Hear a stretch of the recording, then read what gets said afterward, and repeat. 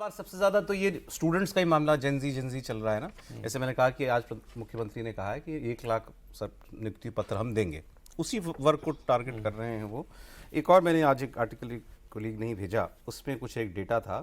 Total 13 crore voter हैं UP में, इसमें से करीब 2 करोड़ 7 लाख ये वो जेनजी वाली एज ब्रैकेट में आप कह सकते हैं इनको, 16 से 24 वाला जो ब्रैकेट है, 29 साल तक वाला, ये ऑलमोस्ट 15% है वोटर।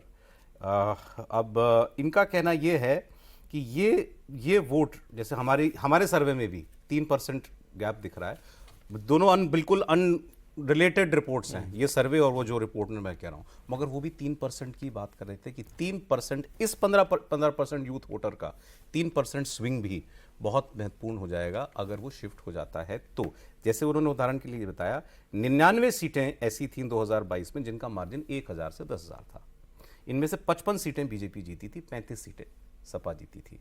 सो मतलब कम वोट शेयर से कई सीटों का फैसला हो सकता है। गैप सीटों में भी बहुत है दोनों की तुलना में, मगर आपको लगता है कि इस वक्त परिस्थितियों में एक इश्यूज की बात है, दूसरा पॉलिटिकल अलाइनमेंट की बात है। आप 22 और अभी 27 आया नहीं, 26 में 27 की बात कर रहे हैं हम लोग। 22 में क्या था, अखिलेश यादव का जो सामाजिक समीकरण था उसमें देखिए आरएलडी थी, सुभाषपा थी, ये 2 बड़े जातीय समूह थे, सामाजिक समूह थे, जिसका फायदा अखिलेश यादव को मिला। बीजेपी ने टिकट बंटवारे में जो किया वो केवल प्रधानमंत्री और मुख्यमंत्री की इमेज थी जो खींचकर 255 ले गई। नहीं, जिस तरह से टिकट बटे थे उसमें जो 24 में हुआ वो 22 में भी हो सकता था, लेकिन नहीं हुआ। और 22 में नहीं हुआ इसलिए 24 में हो गया कि ये ज़्यादा हो रहा है। ये नहीं होगा कि आप किसी को खड़ा कर दें और हम उसको वोट दे देंगे, ये रिएक्शन था। इस बार वो जो सामाजिक समीकरण अखिलेश यादव के साथ था वो बीजेपी के साथ है, और बीजेपी वोट ट्रांसफर कराना और करना दोनों जानती है। अखिलेश यादव का 2019 में मतलब समाजवादी पार्टी का गठबंधन हुआ मायावती के साथ, बहुजन समाज पार्टी के साथ। आप देखिए कि वोट न उनका उनको ट्रांसफर हुआ, न उनका उनको। बीएसपी के 0 से 10 सीट हो गई क्योंकि मुस्लिम वोट मिल गया बीएसपी को। दोनों पार्टियों ने एक दूसरे को वोट ट्रांसफर नहीं कराया। यादव ने दलित को नहीं दिया, दलित ने यादव को नहीं दिया। ठीक है।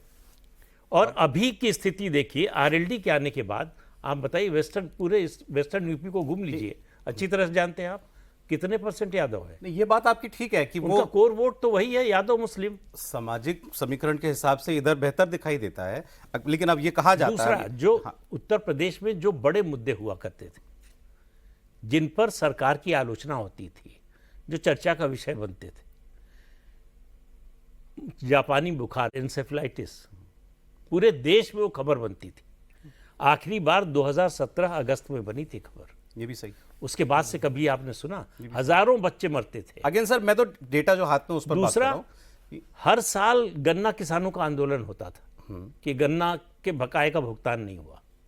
तीसरा, बिजली, वीआईपी डिस्ट्रिक्ट होते थे, 5-6 जिले थे जिनमें 24 घंटे बिजली आती थी। आज कोई वीआईपी डिस्ट्रिक्ट सर मुझे बताइए, यूथ के पास कोई फेवरेबल रहने की सरकार के लिए या असंतुष्ट रहने की क्या लॉजिक है, क्या वजह है? ये सर्वे कह रहा है यूथ 18 to 24, वही जिनका हम जेनजी की बात कर रहे थे, ये 45% अखिलेश यादव और 36% योगी जी या बीजेपी, ये प्रेफरेंस है उसकी in favour of Akhilesh Yadav. केवल इसी एक सवाल के जवाब में कह रहा हूं मैं, ये जो है सर्वे बिल्कुल बोगस है। आप मुझे बताइए, किसी युवा से बात कर लीजिए उत्तर प्रदेश में, कहिए कि सामने योगी जी हैं, इधर अखिलेश यादव है, वो क्यों अखिलेश यादव को चुनेगा? कोई एक कारण तो होना चाहिए। उनके मुख्यमंत्री रहते, उनके पिता 3 बार मुख्यमंत्री रहे, क्या ऐसा हुआ यूथ के लिए? मतलब कोई तो कारण होना चाहिए। मतलब 10 कारण की बात ही नहीं कर रहा हूं मैं, कोई एक कारण कि अखिलेश यादव और योगी आदित्यनाथ में, दोनों की पर्सनैलिटी में, दोनों के काम करने के तरीके में, दोनों के शासन में जो अंतर है उसके आधार पर कैसे कोई अखिलेश यादव का अपनी जाति के कारण, मोदी योगी या बीजेपी की विचारधारा के कारण कोई विरोध करे और उनका समर्थन करे, ये तो समझ में आता है। सरकारी नौकरी इन्होंने बांटी 9 साल में। इन्होंने आज कहा कि शायद 10 लाख सरकारी नौकरी शायद दी है। आज योगी जी ने ये बोला।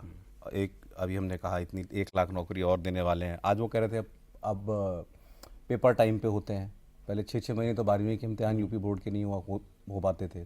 3 महीने पेपर होने में लगते थे, 3 पेपर रिजल्ट आने में लगते थे, और उसके बाद 3 महीने केवल पढ़ाई होती थी। तो आपकी बात के समर्थन में कह रहा हूँ, ये सारी बातें, अगर ये दावे सारे सही हैं तो आप बेहतर जानते हैं, मतलब, और बिना सिफारिश, बिना पैसे की नौकरियाँ मिल रही हैं सबको यूपी में, ऐसा है? भाई शिकायत करने वाले होने चाहिए ना, अगर नहीं मिल रही है तो। यूपीएससी का नाम यादव सर्विस कमीशन किस समय हुआ था? तो अगर पैसा लेके नौकरी मिल रही है तो ऐसा तो है नहीं कि कोई मार्शल लॉ लगा है कि बोल नहीं सकते। इंडस्ट्री आ गई है, इंडस्ट्री आ गई है, वो दिखाई दे रही है, मतलब वो ऐसे कहीं छिपी हुई जगह पर तो है नहीं। तो इंडस्ट्री आएगी तो उसमें लोगों की नौकरी भी मिलेगी, कोई प्रोडक्शन भी होगा, सामान भी बिकेगा, उस पर टैक्स भी आएगा। अभी तो हम जहाँ बैठे हैं यहाँ, economic अभी वो जापान वाले आए थे, वो बड़ी फैक्ट्री यहाँ लगा रहे हैं, ग्रेटर नोएडा में ही लगा रहे हैं। हाँ। इसके लिए योगी जी आए हुए थे दिल्ली, वो समिट के लिए। इंटरनेशनल लेवल का इंटरनेशनल एयरपोर्ट बन गया, मतलब चलना भी शुरू हो गया।